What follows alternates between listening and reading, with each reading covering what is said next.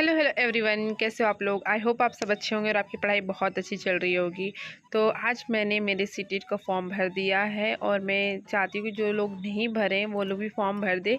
Last date आने से पहले ही आप फॉर्म भर दिया कीजिए, क्योंकि लास्ट डेट में ना बहुत ज़्यादा सर्वर हैंग हो जाता है, फिर फॉर्म भरता भी नहीं है और कभी कभी पैसे पेमेंट नहीं हो पाता। लास्ट टाइम मैंने जब भरा था ना, लास्ट डेट पर भरी थी मैंने, तो पेमेंट में बहुत प्रॉब्लम हो रही थी। तो ऐसी प्रॉब्लम आपको ना हो तो आप पहले ही लास्ट डेट से पहले ही फॉर्म भर दीजिए। वैसे तो मैं ये फॉर्म भरने वाली नहीं थी, फिर मेरे हस्बैंड ने बोला चलो भर दो, क्या करना है, तुम ये तैयारी भी करते रहना, इसमें मुझे साइंस पढ़ना ही है, मैथ्स पढ़ना ही है, वैसे बाकी सब सब्जेक्ट होकर है। इस बार सिर्फ मैं टाइम मैनेजमेंट पे फोकस करने वाली हूँ और एग्ज़ाम से 15 दिन पहले ही मैं उसको पढ़ाई करके दूँगी। निकला तो ठीक, नहीं तो ठीक, क्योंकि मेरा फोकस सिर्फ बीपीएससी टीआरई 4 पे है। फिर भी मैंने भर दिया फॉर्म। आप तो जानते हैं 17 लाख लोग पिछली बार फिर फेल हो गए थे, सिर्फ और सिर्फ टाइम मैनेजमेंट। जिसने टाइम मैनेजमेंट कर लिया ना, सीटेट के पेपर में वैसे भी कुछ नहीं होता है, सिर्फ टाइम मैनेजमेंट होता है और ये जो बात समझ लेगा उसका पेपर आराम से निकल जाएगा। इसलिए मैं अपने हर वीडियो में जो भी सीटेट के बारे में बताती हूँ तो मैं टाइम मैनेजमेंट के बारे में ज़रूर शेयर करती हूँ कि टाइम मैनेजमेंट आप एग्ज़ाम में ज़रूर किया कीजिए। और बीपीएससी टीआरई 3 से भी लेटेस्ट न्यूज़ आ चुकी है कि विजयदशमी से, मतलब दशहरा से पहले रिज़ल्ट आ जाएगा। उसके बाद फिर जैसा कि बोला जा रहा था कि बीपीएससी टीआरई 4 की नोटिफिकेशन नवंबर या नवंबर में ही आएगी बोला गया था, तो नवंबर तक आ जाएगी। सोचिए कितना कम टाइम बचा है। मैं तो सीरियसली बताऊँ ना, मुझे ऐसा लग रहा है ना कुछ भी नहीं पढ़ा है मैंने।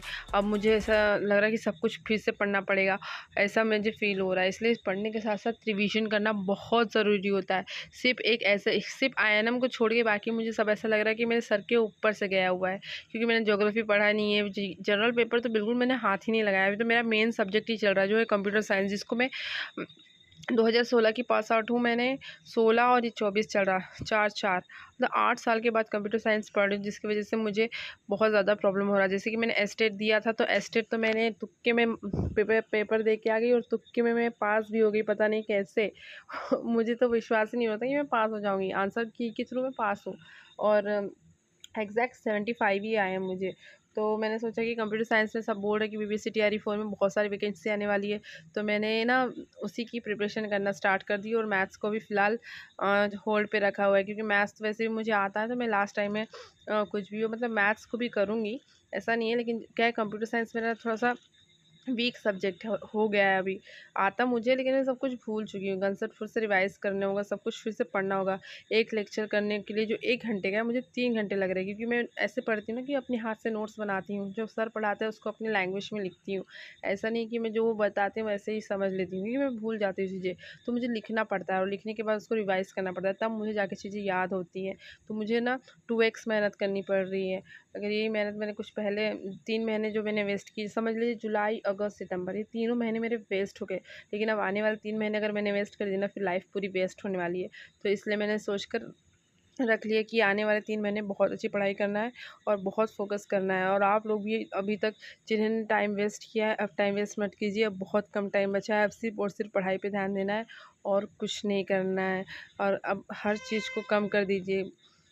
अब मैंने तो घर में आकर ना अपनी मम्मी जी का पैर भी नहीं दबाती हूँ। पहले होता था ना कि मैं लाइब्रेरी से आती थी, सब खाना पीना बनाकर पैर दबाती थी, फिर बाद में सब पढ़ाई करती थी। लेकिन अब मैं पढ़ाई कर लेती हूँ, उसके बाद शाम को मैं पैर दबाती हूँ। अब ऐसा कंपलसरी नहीं, वो भी समझ जाती है इस बात को कि नहीं यार, उसको प्रॉब्लम में पढ़ना है। पर क्या करें, मम्मी जी को भी ऑर्थराइटिस ऐसी कुछ समथिंग बीमारी हो गई है अभी, पता नहीं क्यों ऐसा उनके साथ हो रहा। बहुत अच्छी है बट वो चल नहीं पा रही है 2-3 हफ्तों से। आई होप वो जल्दी ठीक हो जाए ताकि मेरी हेल्प भी कर पाएँ।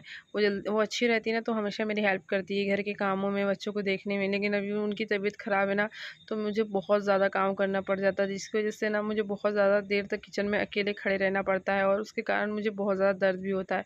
और उसके कारण मैं जब पढ़ने जाती हूँ ना, तब मुझे नींद आती है, थकान आती है। तो मैं कोशिश कर रही हूँ कि मम्मी जी जल्दी ठीक हो जाए, इसलिए मैं उनकी मालिश भी कर देती हूँ जल्दी-जल्दी कि ठीक हो जाए, बट उससे कुछ नहीं होने वाला है। पढ़ना तो पड़ेगा ही। और इसी के साथ चलिए मिलते हैं नेक्स्ट वीडियो में। पढ़ते रहिए, लिखते रहिए और स्टेट का भी रिज़ल्ट जल्द आने वाला है। Thanks for watching, bye bye.